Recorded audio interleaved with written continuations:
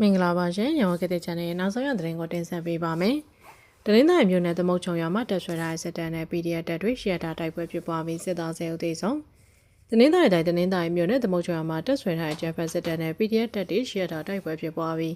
စစ်သား10ဦးသေဆုံးခဲ့ကြောင်းကျွန်းစုမြို့နယ်ပကဖတာဝန်ရှိသူကပြောပါရယ်။ဖေဖော်ဝါရီလ20ရက်နေ့ကနေ28ရက်နေ့ထိတနင်္သာရီမြို့နယ်သမုတ်ချုံရွာမှာတပ်ဆွဲထားတဲ့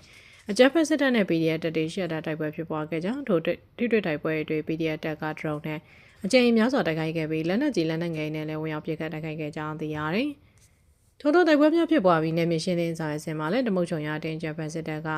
PDF တပ်တွေတိုက်ပွဲတွေထပ်မံဖြစ်ပွားခဲ့ကြောင်းရင်းတိုက်ပွဲများတွင်ဂျပန်စစ်တပ်ဘက်ကစစ်သား10ဦးထပ်မံတည်ဆုံခဲ့ကြောင်းသိရတယ်။တမုတ်ချုံရမှာကတိုက်ပွဲကစတိုက်ကိုဖြစ်ပွားခဲ့ရာနေမြေရှင်းလင်းဝင်တော့လည်းတိုက်ပွဲတွေဖြစ်တဲ့စစ်ခွေးဘက်ကထိခိုက်တည်ဆုံမှုတော်များတယ်ကျွန်တော်သိရသလောက်ကတော့စစ်ခွေး10ကောင်ထပ်မံတည်ဆုံနိုင်တယ်လို့ကျွန်းစုမြို့နယ်ဘက်ကတာဝန်ရှိသူကပြောပါတယ်။အဆိုပါတိုက်ခိုက်မှုကိုမြိတ်ခရိုင်တိုင်းနဲ့တက်ခွဲနဲ့ကော်တောင်းခရိုင်တိုင်းတဲ့ Dragon Squadron တပ်ဖွဲ့ ADF3 drone တပ်ဖွဲ့တနင်္သာရီမြို့နယ်ပကဖနဲ့ကျွန်းစုမြို့နယ်ပကဖကပူပေါင်းလှုပ်ဆောင်ခဲ့ခြင်းဖြင့်ကတော်လိုင်းရဲဘော်တွေထိခိုက်မှုရှိပြန်လည်ဆုတ်ခွာနိုင်ခဲ့ပါတယ်။ဆက်လက်ပြီးရန်ကုန်နေပြည်တော်မန္တလေးမှနယ်စပ်မြို့တွေထိ73စီအကျက်တဲပြန်ဆိုင်နေပိတ်ထားပြီးလို့တလောက်ဝဲမြပဲတန်းစီစနစ်နဲ့ကြိတ်တိုးဝဲနေရ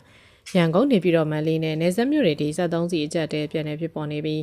စီဆိုင်ချို့ပိတ်ထားခြင်းကန့်သက်နဲ့သာရောင်းချနေခြင်းတို့ကြောင့်ပြည်သူတွေတန်းစီစနစ်နဲ့ကြိတ်တိုးဝဲနေရကြောင်းသိရတယ်။ဖေဖော်ဝါရီလ28ရက်နေ့ကစတင်ခဲ့တဲ့ရှေ့လေပိုင်းဒေသစေပဋိပက္ခရဲ့ကြောင့်လောင်စာစီတင်သွင်းလမ်းကြောင်းတွေမှာအဟန့်တာဖြစ်နေတဲ့အတွက်မြန်မာနိုင်ငံတွင်းလောင်စာစီကိုအကန့်အသတ်နဲ့သာရောင်းချနေရကြောင်းဒေသသတင်းမြစ်တွေကပြောကြားတယ်။ရပိုင်းတွင်းနဲ့စီပြက်လက်နိုင်ကြောင်းကမ္ဘာချက်တွေထွက်ပေါ်နေရလက်ရှိကမ္ဘာနိုင်ငံ၏အခြေအနေတွေကြောင့်ရေနန်းကြောင်းတစ်လျှောက်လောင်စာစီတဲ့ပို့ဆောင်မှုတွေကကဲကြုံတွေ့နေရတဲ့အတွက်73စီကျွေတာ30နဲ့ပူလုံမှုရှိစေရွယ်က2026ခုနှစ်မတ်လ9ရက်နေ့ကစတင်ပြီးပုဂ္ဂလိကယာဉ်တွေလုပ်ငန်းသုံးယာဉ်တွေနဲ့တည်ယူပို့ဆောင်ယာဉ်တွေကိုစီကံသတ်မှတ်ချက်တွေနဲ့ညီအုံပြရမယ်လို့စစ်ကောင်စီကထုတ်ပြန်တယ်။စစ်တပ်ထုတ်ပြန်ချက်ပေါ်ထွက်ပေါ်ပြီးတဲ့နောက်ယနေ့မနက်9:00နာရီဝန်းကျင်စတင်ပြီးရန်ကုန်မန္တလေးနေပြည်တော်ပါဝင်မြို့ကြီးမှာစီဆိုင်နေရှင်းမှာကားတန်းရှည်တွေဆိုင်ကယ်တန်းတွေပြန်လည်ထွက်ပေါ်လာခဲ့တယ်။ယနေ့နေပြည်တော်မှာစီဆိုင်တိုင်းကားတန်းရှည်ဆိုင်ကယ်တန်းရှည်နဲ့ကြိတ်တိုးနေပြီးရန်ကုန်နဲ့မန္တလေးမှာလည်းအလားတူဖြစ်နေတယ်။စီဆိုင်တွေကကန့်သက်နေတာရောင်းချပြီးစီမရှိတော့ဆိုကလက်ပြန်ခိုင်းနေ။ကချင်ပြည်နယ်မြစ်ကြီးနားမြို့နယ်ဘာကမြို့မှာစီဆိုင်တွေအလုံးပိတ်ထားပြီးမနက်ပိုင်းခဏတာမြတာစီရောင်းချပြီးနေလို့သိရတယ်။ဘာကမြို့နယ်နဲ့ပြည်သူတို့ကဒီနေ့ကစပြီးဆိုင်တော်တော်များများအကန့်သက်နေပဲရောင်းတော့တယ်။ဆိုင်ကယ်ဆိုရင်ပြည့်ထည့်ခြင်းပြည့်ပဲထည့်ပြီးတယ်။ပုံးနေနဲ့မရောင်းတော့တချို့ဆိုင်တွေကပုံး9ကလန်ပုံးနေနဲ့တန်းစီရောင်းပေးနေတယ်။ကားဆိုရင်လည်းကားထဲမှာပြေးထည့်ပြီးတယ်ပါဆယ်မပေးတော့ဘူးပေပါလိုက်တယ်မရောင်းတော့ဈေးနှုန်းတော့မတက်သေးဘူးလို့ပြောကြတယ်။အလားတူရှမ်းပြည်နယ်မြောက်ပိုင်းရှိနေရာတွေမှာလည်းစီပြက်လာနိုင်ကြောင်းသတင်းတွေကြောင့်စီဆိုင်တွေမှာလူစုလူဝေးတိုးဝေးတက်စီဝဲနေပြီးအကန့်အသတ်နဲ့သာရောင်းချပေးနေကြောင်းသိရပါတယ်။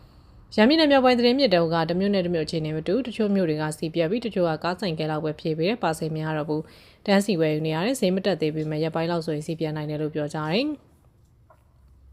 ထိုင်းမြန်မာနယ်စပ်မြို့မဲဆောက်မှာလည်းများရီမြို့မှာပြည်သူတွေကကားတွေပေါ်မှာပြပလိုက်တင်ပြီးဝယ်ယူတိုးလာမှုတွေကြောင့်စီပြက်လက်မှုတွေဖြစ်နေခြင်းဖြစ်ပြီးဆိုင်ချို့ပိတ်ထားကြောင်းဒေသခံတွေကပြောတယ်။မဲဆောက်မြို့နယ်ပြည်သူတွေကကားတွေပြပလိုက်တင်ပြီးတန်းစီဝယ်နေကြတချို့ဆိုင်တွေစီပြက်လို့ပိတ်ထားပြီးကားနဲ့ချေရင်နဲ့မြန်မာပတ်ချန်လိုပဲဖြစ်နေပြီးဈေးနှုန်းတော့မတက်သေးဘူးပြောကြတယ်။လက်တလောမှာထိုင်းနိုင်ငံဆွေရကဒီဇယ်ဈေးနှုန်းကို1လီတာလေး29.94ဘတ်နဲ့သတ်မှတ်ထားပြီးနိုင်ငံပိုင်ဆိုင်ကုမ္ပဏီ PTT ကလည်းနိုင်ငံတော်ရှိစီဆိုင်တွေမှာဒီဇယ်နဲ့ဓာတ်ဆီဈေးနှုန်းတွေကို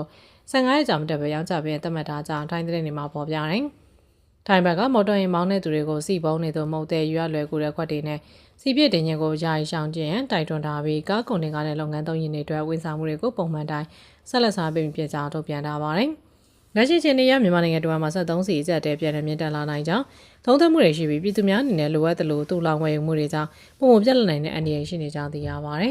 ။နောက်ဆက်အောင်ပြကြတဲ့အတွက်အထူးပင်ကျေးဇူးတင်ရှိပါတယ်ရှင်။